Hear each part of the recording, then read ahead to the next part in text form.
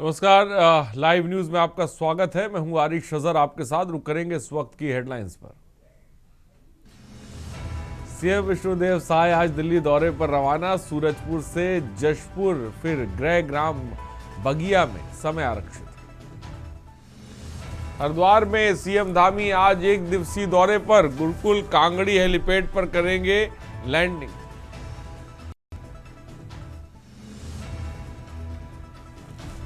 प्रयागराज में मौनी अमावस्या पर उमड़ा जनसैलाब। 3,50,00,000 4 करोड़ श्रद्धालुओं की डुबकी लगाने का अनुमान।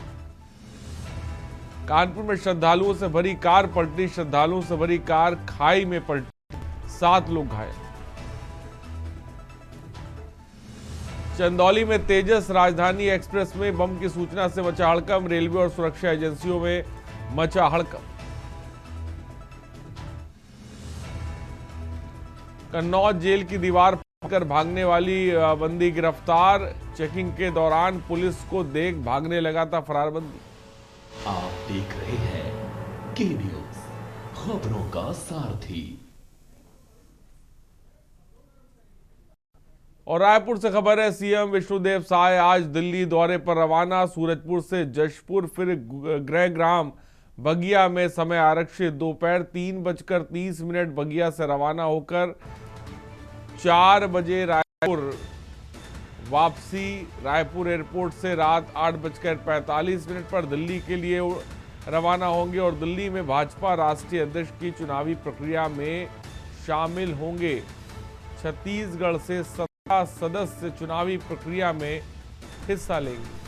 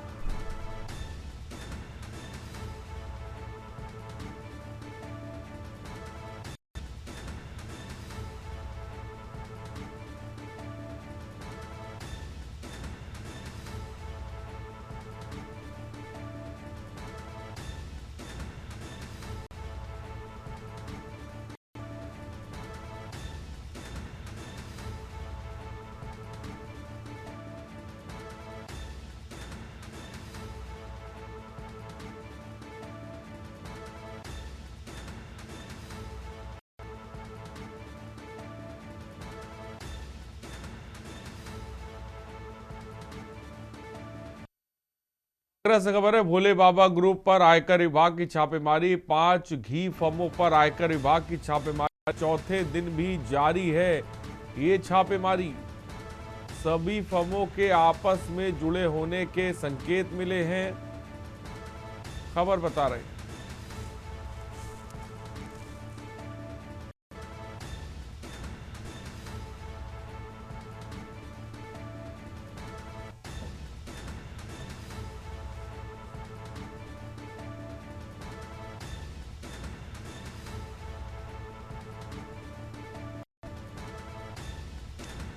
खबर इस वक्त आपको बता रहे हैं, सभी फर्मों के आपस में जुड़े होने के संकेत मिले।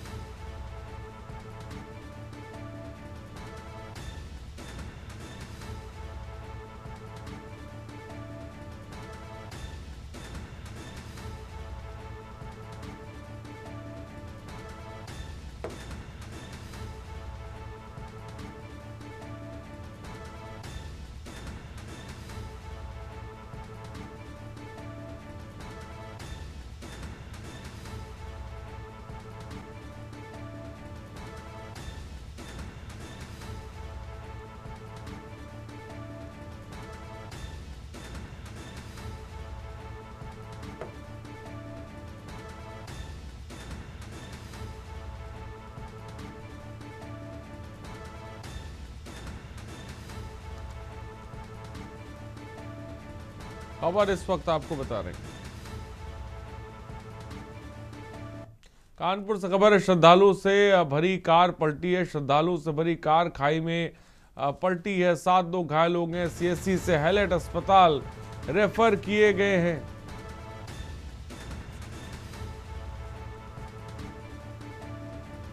श्रद्धालुओं से भरी कार पलटी।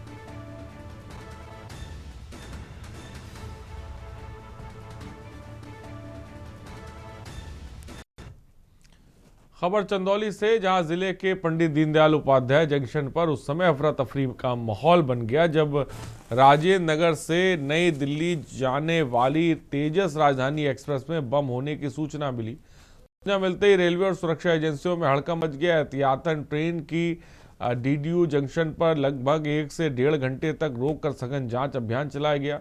सूचना के तुरंत बाद आरपीएफ, जीआरपी, स्थानीय पुलिस और अन्य सुरक्षा एजेंसियां मौके पर पहुंची हैं।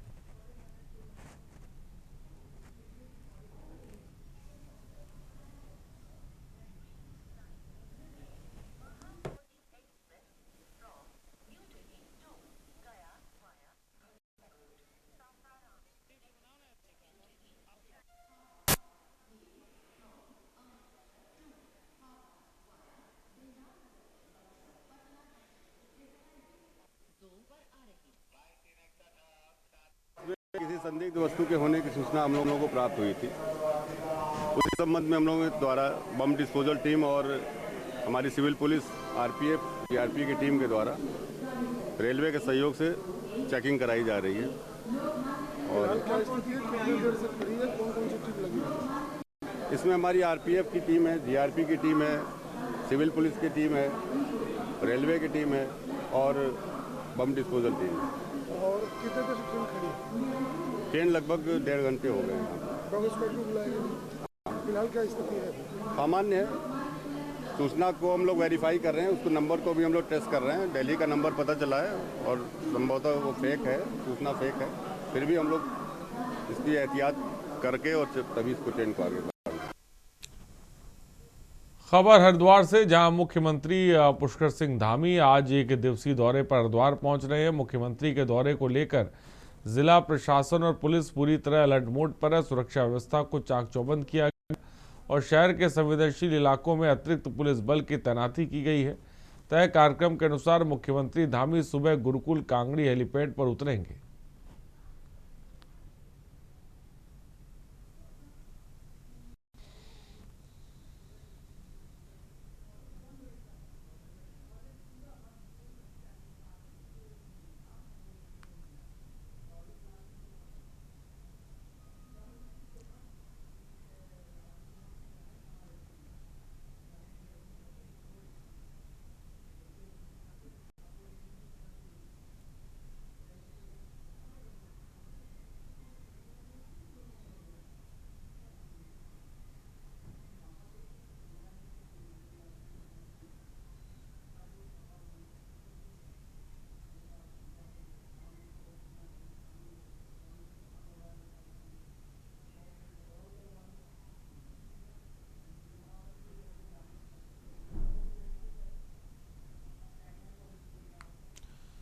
खबर देहरादून से, जहां पांवटा साहिब बल्लूपुर 4 राजमार्ग परियोजना उत्तराखंड और हिमाचल प्रदेश के बीच कनेक्टिविटी को नई मजबूती देने जा रही है। 7 के अंतर्गत विकसित 4 लेन कॉरिडोर देहरादून शहर को यातायात से बड़ी राहत दिलाने के साथ साथ यात्रा समय पर भी उल्लेखनीय कमी लाएगा।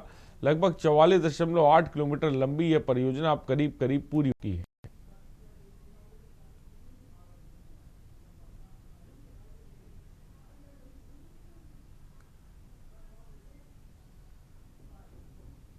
नेगेटिव नैरेटिव सेट करने का प्रयास कर रहा है।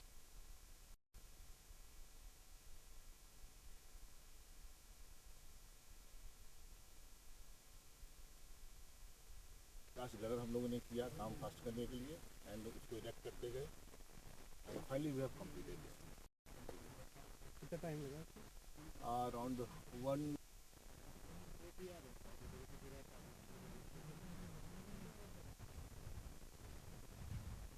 देखोगे ना भाई को।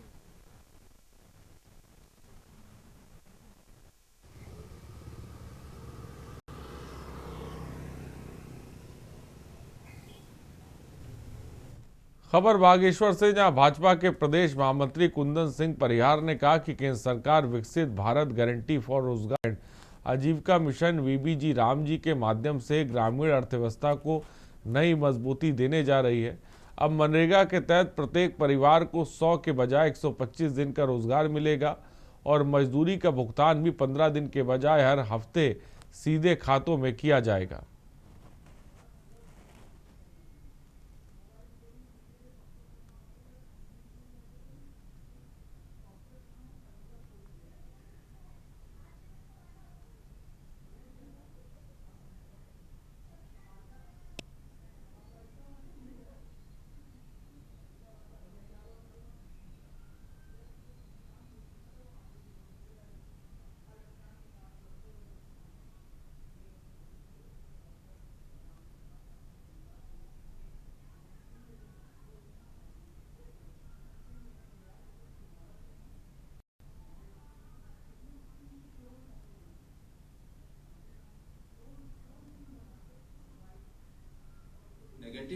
नैरेटिव सेट करने का प्रयास कर रहा है।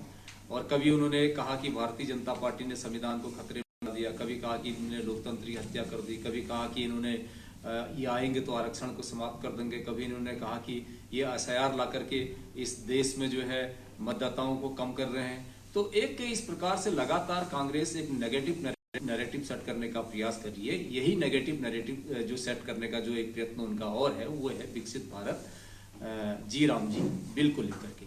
कांग्रेस इसमें भी पूरी तरह से भ्रम फैला रही है। माननीय प्रधानमंत्री आदरणीय नरेंद्र मोदी जी के नेतृत्व में 2047 में जब भारत देश को आजादी के 100 वर्ष पूर्ण हो चुके होंगे, तब इस भारत को एक विकसित राष्ट्र बनाने की उनकी संकल्पना है। उस विकसित भारत को बनाने के लिए ही ये बिल लाया गया है।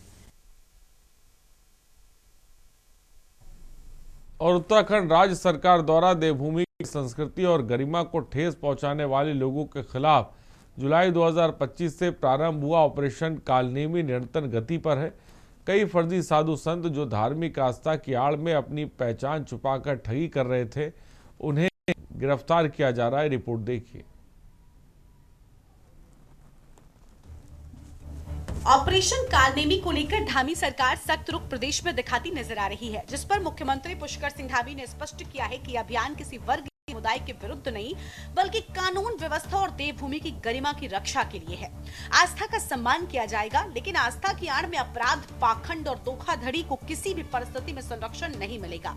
वहीं एक और नया विवाद धर्मनगरी से खड़ा होता आ रहा है, जिसमें हरिद्वार में हर की पौड़ी सनातन धर्म और आस्था का प्रमुख केंद्र है। रोजाना यहाँ हजारों श्रद्धालु गंगा स्नान और दान पुण्य करने के लिए आते हैं। श्री गंगा सभा संस्था हर की पौड़ी क्षेत्र की व्यवस्थाएं देखने का कार्य करती है। गंगा महासभा का मानना है पौड़ी क्षेत्र में गैर हिंदुओं के प्रवेश पर रोक लगाई जाए। उनकी इस मांग का साधु संतों और हिंदुवादी संगठनों से जुड़े लोग भी समर्थन कर रहे हैं। उनका कहना है कि धार्मिक मर्यादा बनाए रखने के लिए गैर हिंदुओं का प्रवेश प्रतिबंधित किया जाना चाहिए। अब इस मामले पर सरकार चुप्पी साधे है, जिस निर्णय सरकार डिमांड को देखते ही तय करने की बात कर रही है।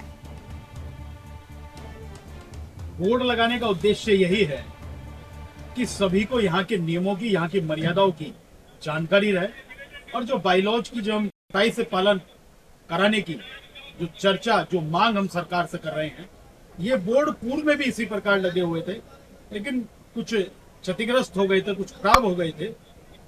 हमारा सिर्फ उद्देश्य यही है कि सनातन के इस पवित्र स्थल पर आने वाले प्रत्येक व्यक्ति को पता होना चाहिए कि यहाँ पर आने के क्या नियम है और किन लोगों को, किस धर्म से जुड़े हुए लोगों को यहाँ पर प्रवेश करना चाहिए। अब ये तो देखने के बाद पता लगेगा कि कौन से पोस्टर लगे हैं, म्युनिसिपल एक्ट क्या कहता है, गंगा सभा का क्या वजन है। इन चीजों के मैं बहुत अवेयर नहीं हूं और देखने के बाद इस पर कोई टिप्पणी कर सकूंगा। क्योंकि आस्था का मेला है और मैं ये कहता हूं कि ये देवभूमि उत्तराखंड है। दुनिया के 150 करोड़ सनातनियों की आध्यात्मिक राजधानी देवभूमि उत्तराखंड में एक धार्मिक आयोजन किया जा रहा है जिसको हम कुंभ कहते हैं। तो अगर मेरे मुख्यमंत्री ये कहते हैं कि जिसकी आस्था मां गंगा पे न हो, जिसकी आस्था कुंभ पे न हो, उस किसी भी व्यक्ति को नहीं आना चाहिए, तो मुझे लगता है इससे अच्छी बात हो नहीं सकती। देखिए भाई, कुछ स्थल ऐसे होते हैं जिन स्थलों की एक पवित्रता का भी एक महत्व होता है, और पहली बार तो हुआ नहीं नियम, पहले से ही नियम है। और मुझे नहीं लगता कि दूसरे धर्म का कोई व्यक्ति गंगा जल का स्नान करेगा। इसको इशू बनाकर कांग्रेस केवल तुष्टिकरण राजनीति कर रही है, और अगर वहां के धर्माचार्य गंगा सभा की अपेक्षा करती है तो बिना कहे भी ये अपना प्रणीत होता है। वहीं एक और प्रदेश में भगवा चोले और धार्मिक पहचान की आड़ में लोगों को ठगी का शिकार बनाने वाले और उनकी आस्था के साथ खिलवाड़ करने वाले तत्वों की तेजी से पहचान हो रही है। मुख्यमंत्री धामी के निर्देश पर चलाया गया ऑपरेशन कालनेमी एक ऐसा सशक्त अभियान है जिसको भाजपा उद्देश्य उत्तराखंड की शांति, सुरक्षा और संस्कृति की रक्षा करना मान रही है। वहीं विपक्षी दलों के साथ कांग्रेस ने ऑपरेशन कालनेमी को भी नाकाम बताते हुए कहा कि अगर बांग्लादेशी और रोहिंग्या जैसे घुसपैठिए राज्य में छिपे हैं तो ये खुफिया एजेंसियां और सरकार की सबसे बड़ी विफलता है। उन्होंने कहा कि भाजपा सिर्फ मुद्दों की राजनीति कर रही है, जबकि जमीनी स्तर पर कोई असर नहीं दिख रहा है।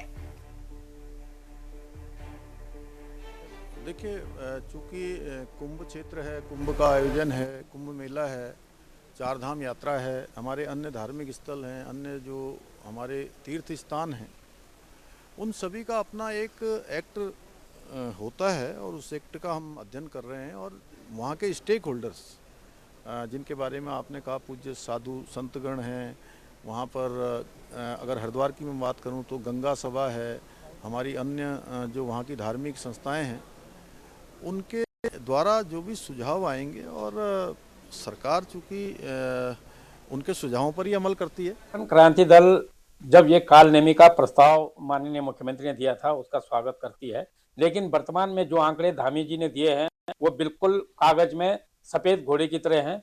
क्योंकि अगर वो उनकी जांच हो गई है तो उन पर क्या एक्शन लिया, क्या वो धामी जी के या उत्तराखंड के रिश्तेदार निकले हैं?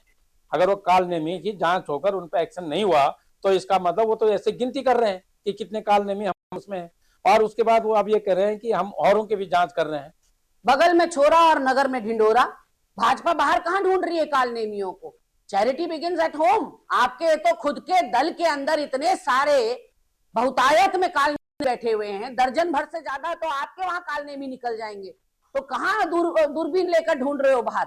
पहले उदाहरण पेश करो, अपने दल के कालनेमियों को बाहर निकालो, उसके बाद जनता आपकी बात में वजन पाएगी, उसके बाद जनता आप पर विश्वास करने लायक बनेगी। देखिए, मुझे तो हंसी आ रही है कांग्रेस की इस तुच्छ और दुष्ट मानसिकता से, जो वो इस तरीके की कालनेमियों को इसकी संज्ञा दे रहे। मतलब इनकी नजर में जो ये एक समुदाय विशेष के ऊपर लगातार अपना हाथ रखे जा रहे हैं, वो धर्मांतरण कानून को बल देने वाली बातें करे जा रहे हैं, उसको लेकर इनके ऊपर भी कोई भी बात नहीं ये करते हैं। लेकिन इस तरीके की चीजों को लेकर ये बात करते हैं। ये बताए ना कौन है कालनेमी के लिए हमारे भारतीय जनता पार्टी में, ये स्पष्ट तौर पे विद नेम बताएं, उसके बाद ये बात करें। और जहां तक रही बात ऑपरेशन कालनेमी की, तो निश्चित तौर पर हम अपनी सनातन संस्कृति के ऊपर किसी भी प्रकार का प्रहार बर्दाश्त नहीं करेंगे। प्रदेश स्तर पर अब तक कुल 4,802 से अधिक व्यक्तियों का सत्यापन, 724 अभियोग पंजीकृत तथा 511 गिरफ्तारियां की गई हैं। इसके अतिरिक्त अवैध रूप से रह रहे 19 बांग्लादेशी नागरिकों को गिरफ्तार किया गया है। मुख्यमंत्री धामी ने स्पष्ट किया कि यह अभियान किसी वर्ग या समुदाय के विरुद्ध नहीं बल्कि कानून व्यवस्था और देवभूमि की गरिमा की रक्षा के लिए है। आस्था का सम्मान किया जाएगा, लेकिन आस्था की आड़ में अपराध, पाखंड और धोखाधड़ी को किसी भी परिस्थिति में संरक्षण नहीं मिलेगा। विपक्षी दलों ऑपरेशन कालनेमी के साथ गैर हिंदुओं के प्रवेश को लेकर सरकार की कार्यशैली पर कई सवाल खड़े करते नजर आ रहे हैं। देखना होगा कि आने वाले समय पर क्या धामी सरकार ऑपरेशन कालनेमी के साथ हरिद्वार नगरी में गैर हिंदुओं के प्रवेश की मांग को लेकर कोई बड़ा कदम आने वाले कुंभ से पहले लेने में कामयाब होगी या ये विवाद अभी ऐसे ही चलता नजर आएगा। Uttarakhand desk report.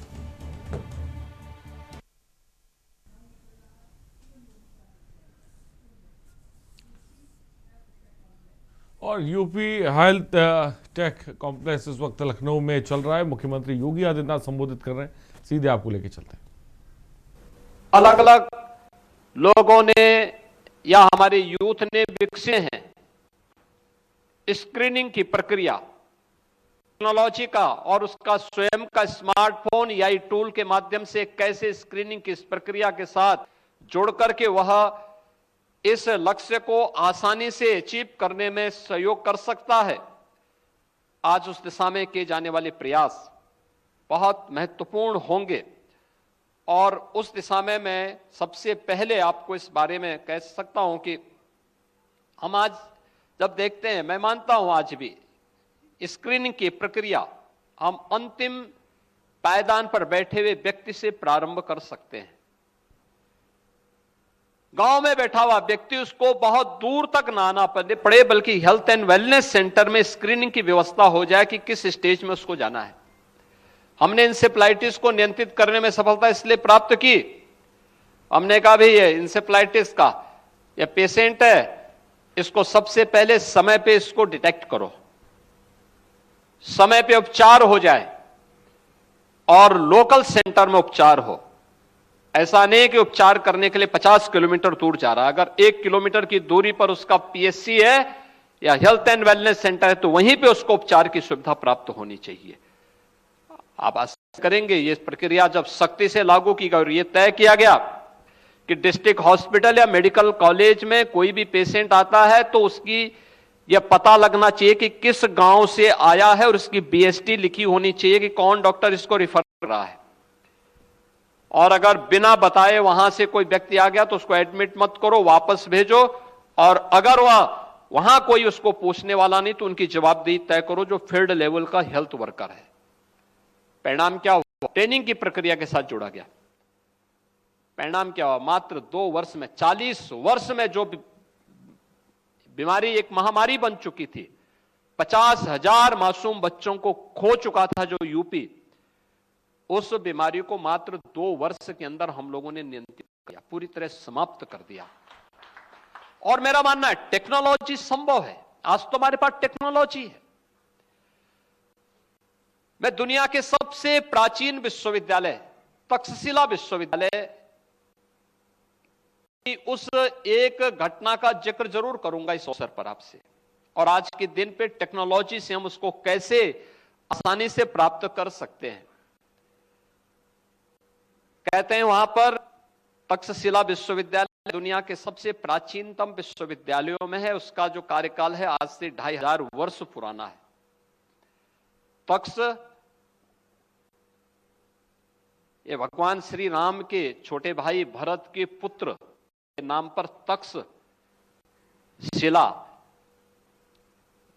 और तक्षशिला ये तक्षशिला विश्वविद्यालय दुनिया के प्राचीनतम विश्वविद्यालयों में एक था। उसने दुनिया को सर्वश्रेष्ठ वैज्ञानिक दिए, अभियंता दिए, व्याकरण की यानी पाणिनि का व्याकरण भी उसी विश्वविद्यालय की देन है।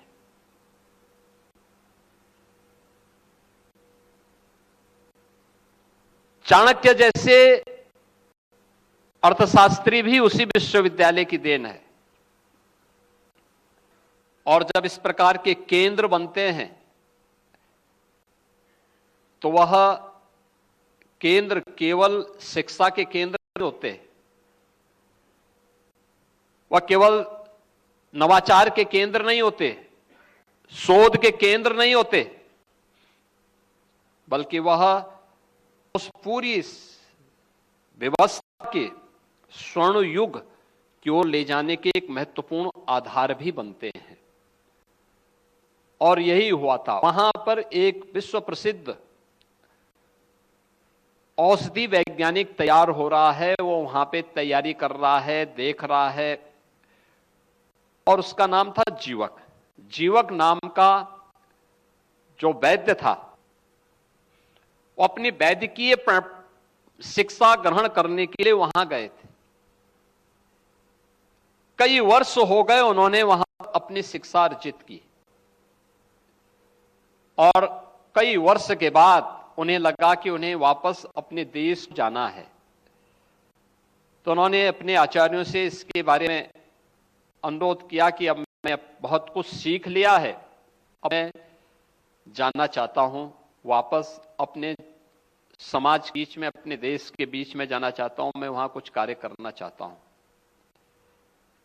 उनके आचार्यों ने उसकी परीक्षा देने के लिए उनसे कहा कि भाई ठीक है, एक काम करो, अगर तुमने बहुत कुछ सीख दिया, तुम पारंगत हो गए हो, तो ये बताओ, इस जंगल में, इस सामने जो जंगल है, इस जंगल में जाके देखो कौन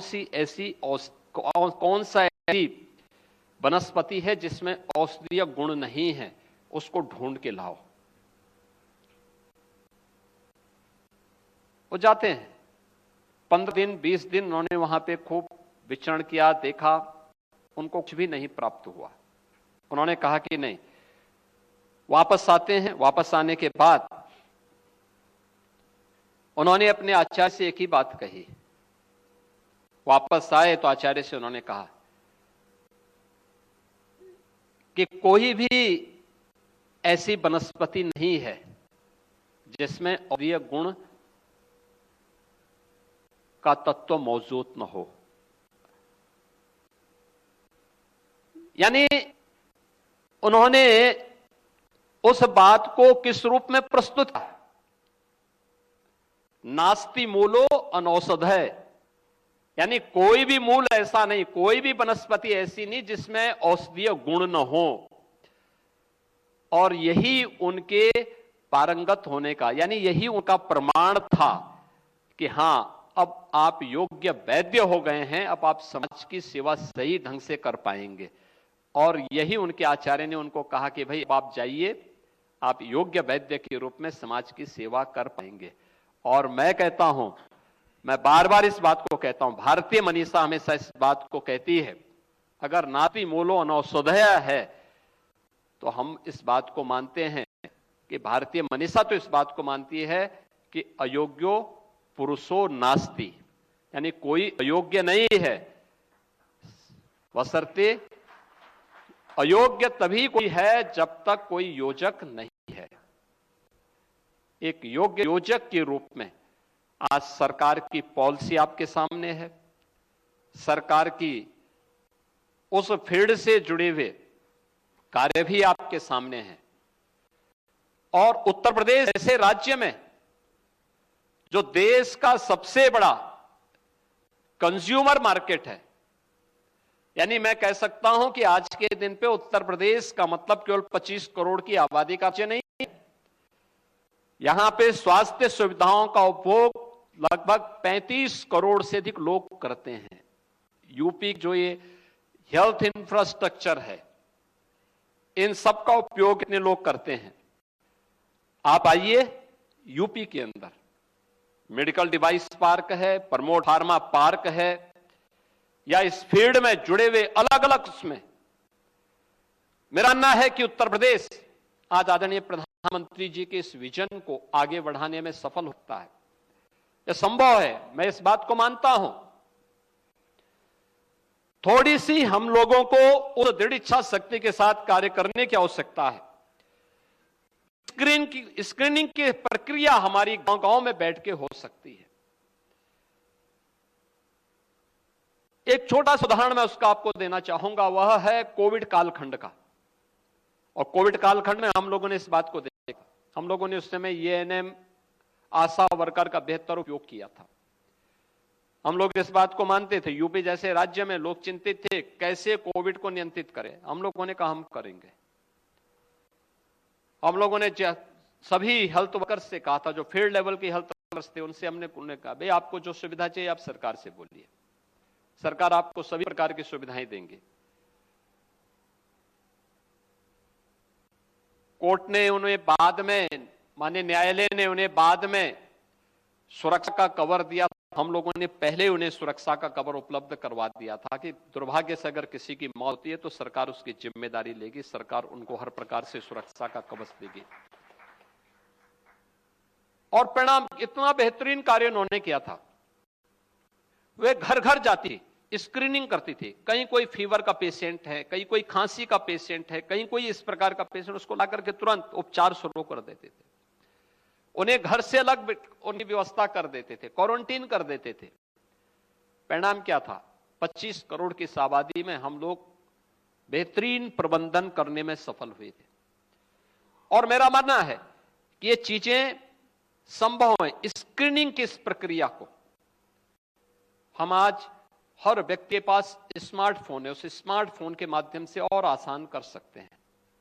अभी यहां पे एआई का, हेल्थ केयर का एआई कॉन्क्लेव हुआ था अभी गत सप्ताह ही, और मैं देख रहा था कि स्मार्टफोन के माध्यम से ट्यूबरक्लोसिस की स्क्रीनिंग प्रक्रिया कितनी आसान हो सकती है। यह संभव है। टेली कंसल्टेशन के माध्यम से हम लोग सामान्य पेशेंट को, जिसको केवल वायरल फीवर हो गया, सर्दी जुकाम हो गया, वह क्यों किसी टर्सरी केयर के सेंटर में जाकर के वहां के अन्य लोगों के समय को किल करे।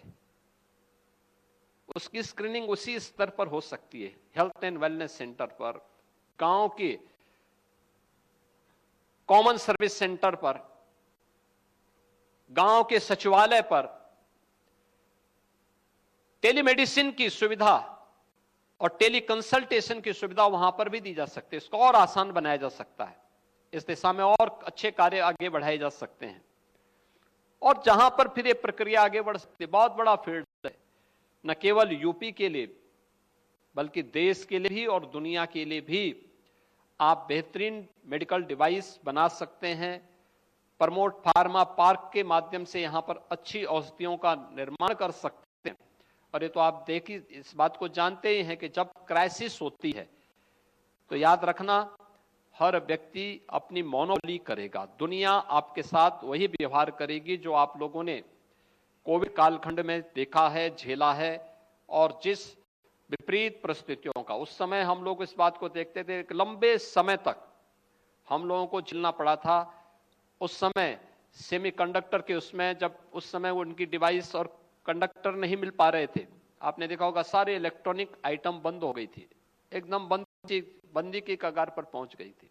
क्योंकि बहुत सारे जो जिनकी मोनोपोली थी वे लोग जबरन इसमें कर रहे थे, नहीं दे रहे थे, प्रोडक्शन नहीं कर रहे थे, सप्लाई नहीं कर रहे थे, सप्लाई चेन उन्होंने बाधित कर दी थी। हमें स्वयं भी इस दिशा में आत्मनिर्भरता के लक्ष्य को प्राप्त करना होगा।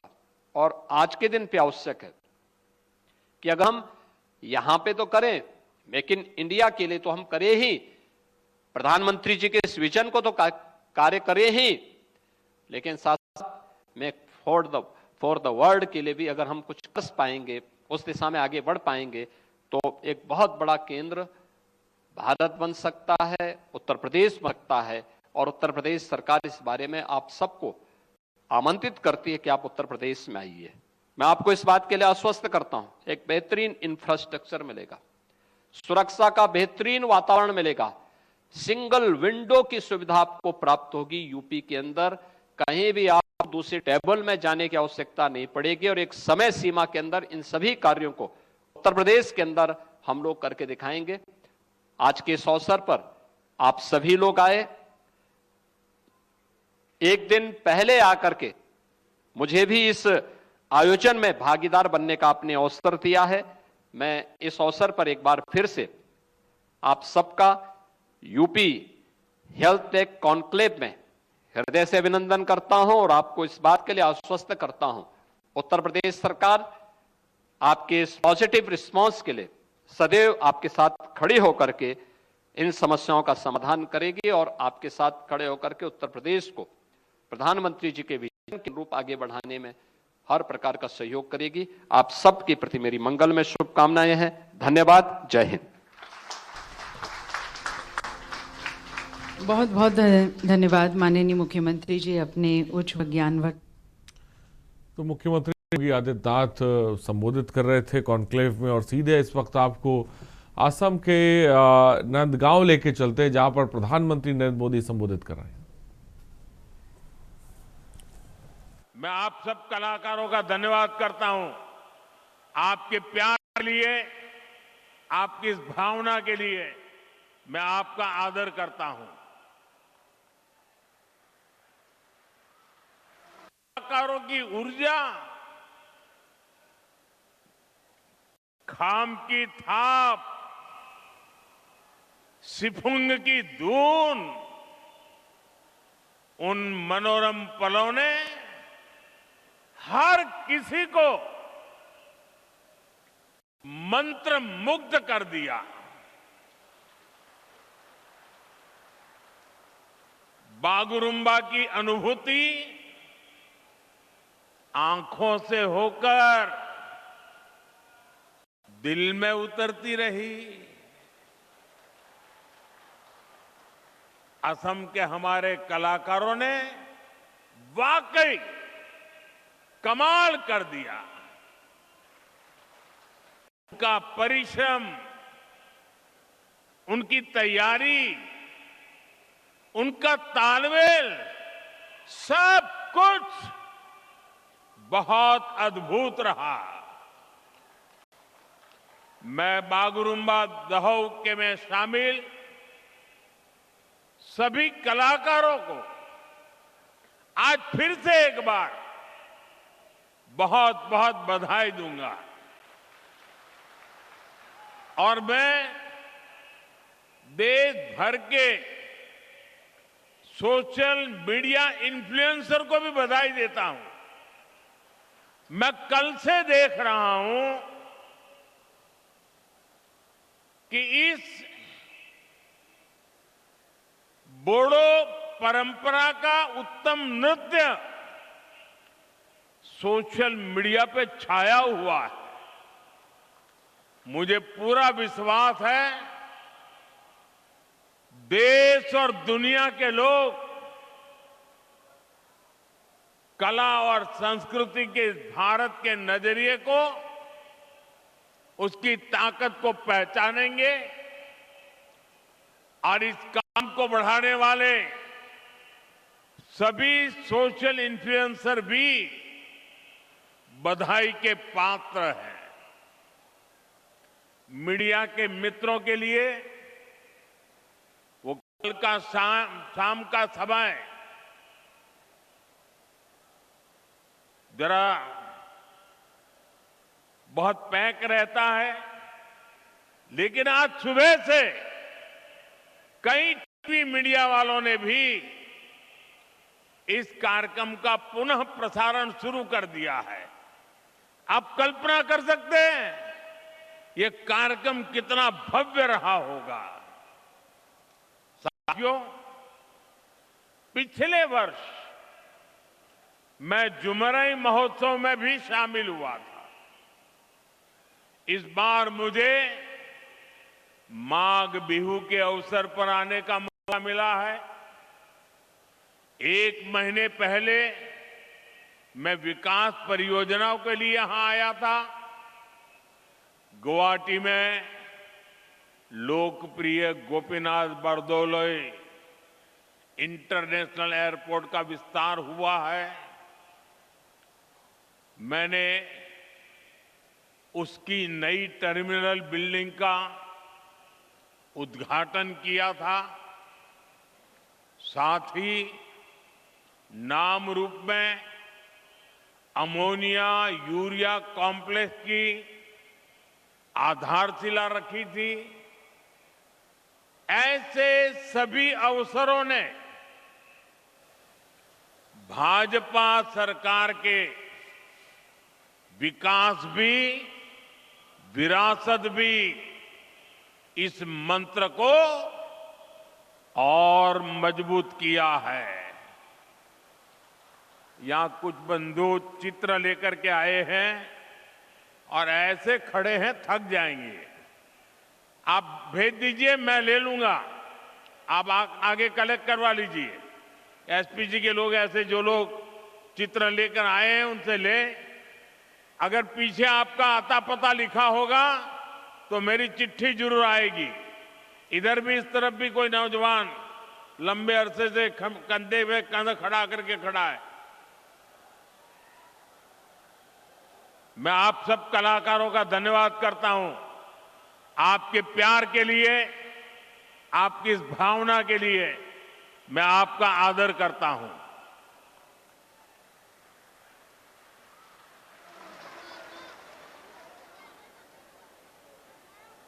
अब सब बैठ जाइए। जो यहां भी है वो ले लीजिए भाई, उनको परेशान मत कीजिए। साथियों, असम के इतिहास में कलिया बोर्ड का अहम स्थान है। असम के वर्तमान और भविष्य के लिए भी ये स्थान बहुत महत्वपूर्ण है। ये काजीरंगा राष्ट्रीय उद्यान का प्रवेश द्वार भी है और ऊपरी आसाम की कनेक्टिविटी का भी केंद्र है। यहीं से महायोद्धा लसित बोरफुकन जी ने मुगल हमलावरों को बाहर करने की रणनीति बनाई थी। उनके नेतृत्व में असम के लोगों ने साहस, एकजुटता और दृढ़ संकल्प के साथ मुगल सेना को पराजित किया था। ये केवल एक सैन्य विजय नहीं थी, ये असम के स्वाभिमान और आत्मविश्वास का जयघोष था। अतीत में यहां से पूरे पश्चिमी असम की जिम्मेदारियां संभाली जाती थी। अहोम शासन के समय से कलिया बोर का रणनीतिक महत्व रहा है।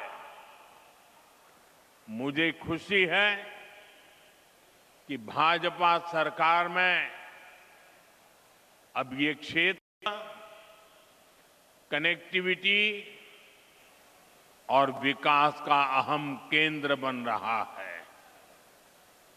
साथियों, आज बीजेपी पूरे देश में लोगों की पहली पसंद बन गई है।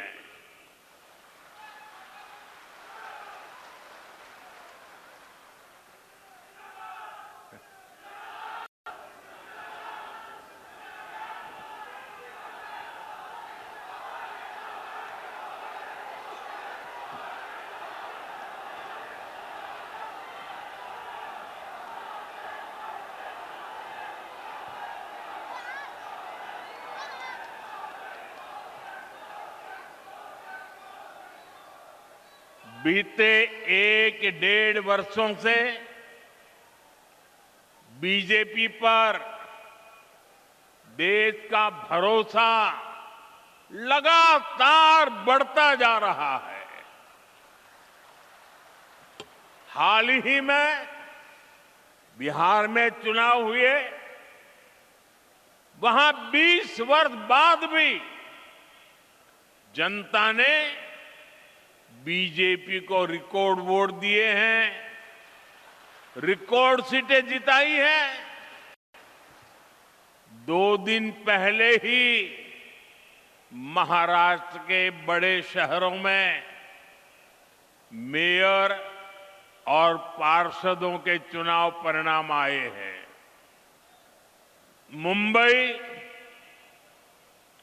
जो दुनिया के सबसे बड़े निगमों से एक है, वहां की जनता ने पहली बार बीजेपी को रिकॉर्ड जनादेश दिया।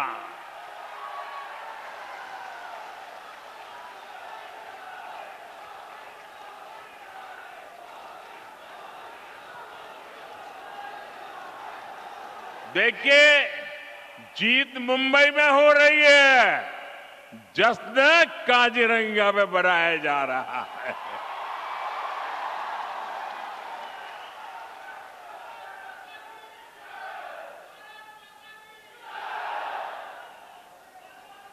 महाराष्ट्र के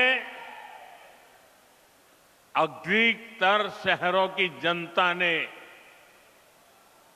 बीजेपी को सेवा का अवसर दिया है। साथियों, इससे पहले दूर सुदूर दक्षिण में केरला की जनता ने बीजेपी को बहुत बड़ा समर्थन दिया है।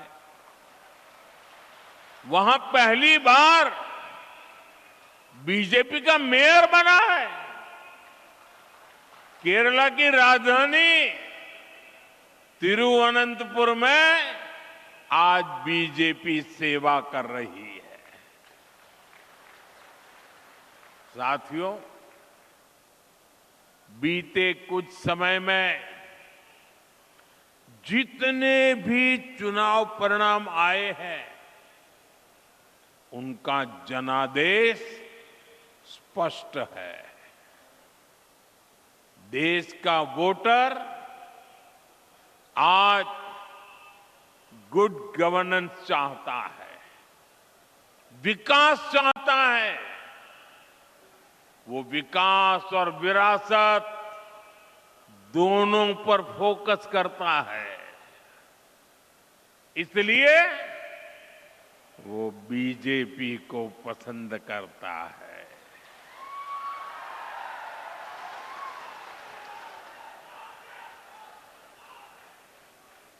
साथियों,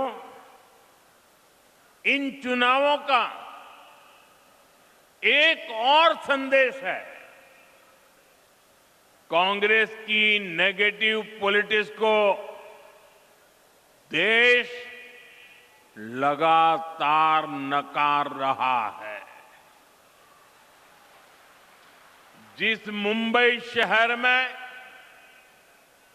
कांग्रेस का जन्म हुआ था, वहां वो आज चौथे या पांचवें नंबर की पार्टी बन गई है। जिस महाराष्ट्र पर कांग्रेस ने सालों तक शासन किया, वहां कांग्रेस पूरी तरह से सिमट गई है। कांग्रेस देश का भरोसा खो चुकी है, क्योंकि कांग्रेस के पास विकास का कोई एजेंडा नहीं है। ऐसी कांग्रेस कभी असम का काजीरंगा का भी भला नहीं कर सकती। साथियों,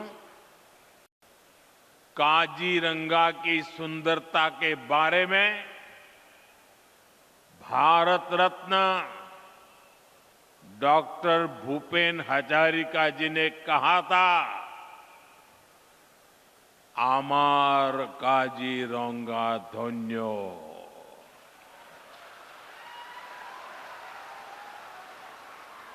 प्रकृति दुनिया कुलात खेली, आमार मौन होल पुण्यो।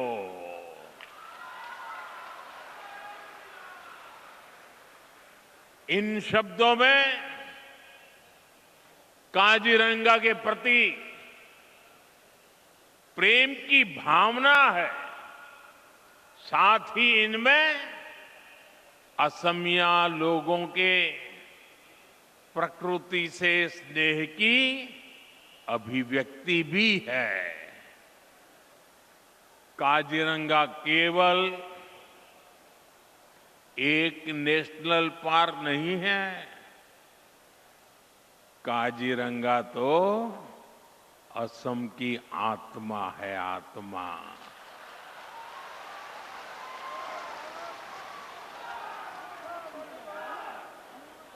ये भारत की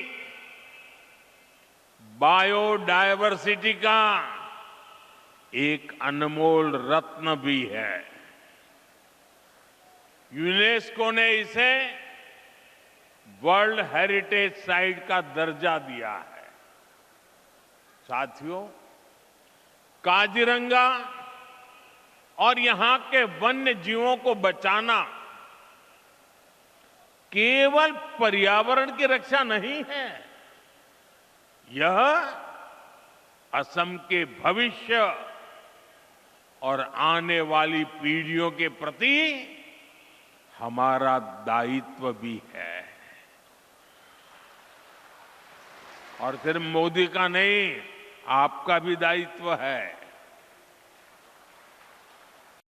और इसी को ध्यान में रखते हुए आज असम की धरती से नए प्रोजेक्ट की शुरुआत हो रही है।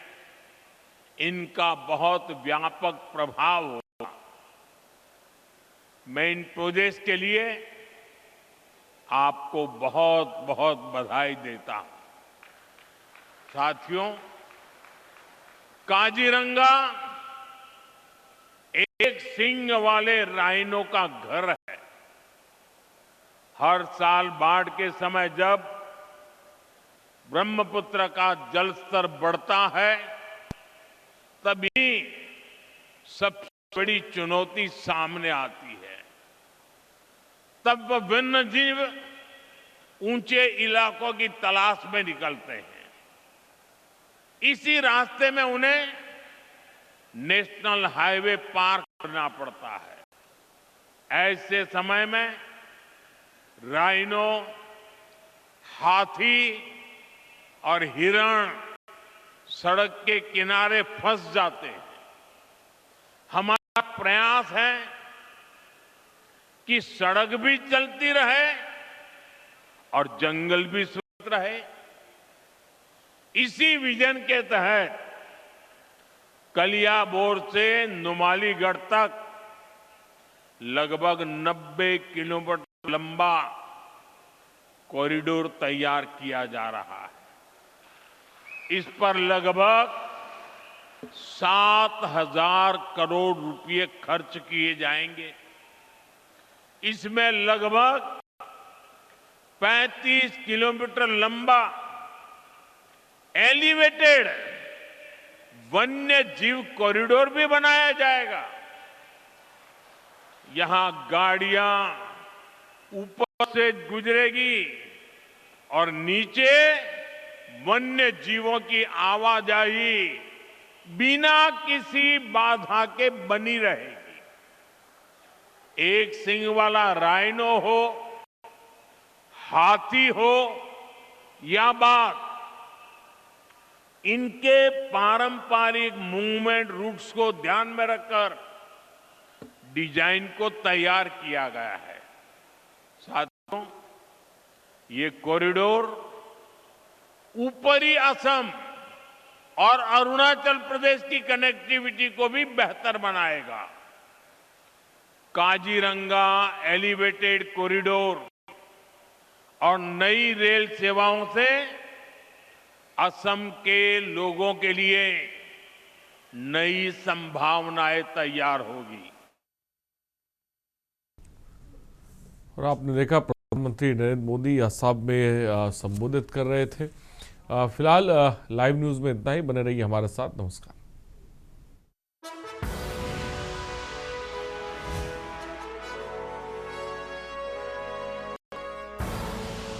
आप देख रहे हैं के न्यूज, खबरों का